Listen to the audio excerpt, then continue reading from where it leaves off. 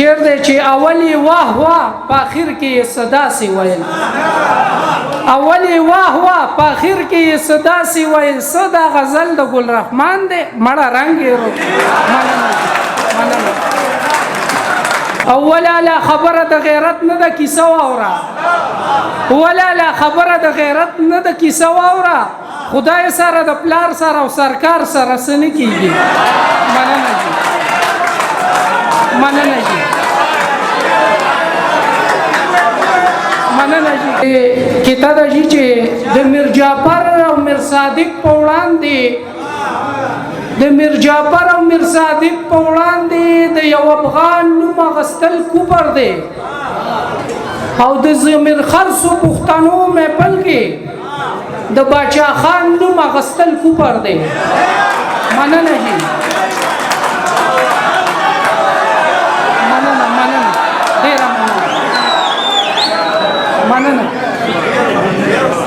د مکر ډکو مداریانو نه ملری ساته د مکر ډکو مداریانو نه ملری ساته د دلباریانو ادیبانو نه ملری ساته او دا چې می خوخ دی نو یو نیم باچا خانه دی پکې دا چې می خوخ دی نو یو نیم باچا خانه دی پکې غنینو نور د شاعرانو نه ملری ساته مننه جی مننه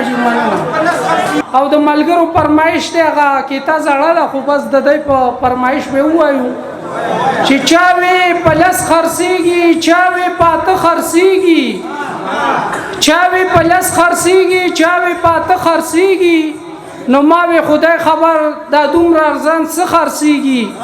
خو چاره ته ویلې ونی ته نه خبر بولی په شوی د هر ځای کې پښتانه خرسيږي مننه جی ډیره مننه جی کته د جی چې ګرانا د دې وخت ظالم بادار سره سن کیږي ګرانا د دې وخت ظالم بادار سره سن کیږي کام چې د بدبخت شي اغیار سره سن کیږي اولا لا خبره د غیرت نه د کیسه واورا ولا لا خبره د غیرت نه د کیسه واورا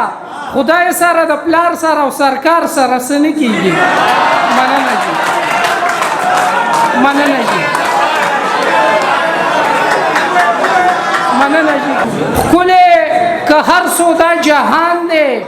مړه رنگ رکا کله که هر سودا جهان دے مړه رنگ رکا چې خوار زار پکې افغان دے مړه رنگ رکا مننه جی کله که هر سودا جهان دے مړه رنگ رکا چې خوار زار پکې افغان دے مړه رنگ رکا او سپرلی کوي چاله بوي مونږ له خونه دي کنه سپرلی کوي چاله بوي مونږ له خونه دي کنه زمونږ په برخه خو خزان دے مړه رنگ رکا او چې وی بیننګ د پښتو پکې یو ټکی نه وي چې وی بیننګ د پښتو پکې یو ټکی نه وي هغه ک پیغله دا کزوان دے مړه رنگ رکا او که شام کشمیر او فلسطین وی چې په وجاړم که شام کشمیر او فلسطین وی چې په وجاړم خو چې پښتون وزیرستان دې مړه رنگ روکا او اخیری شعر دی چې اولی واه واه په اخر کې صدا سی ویل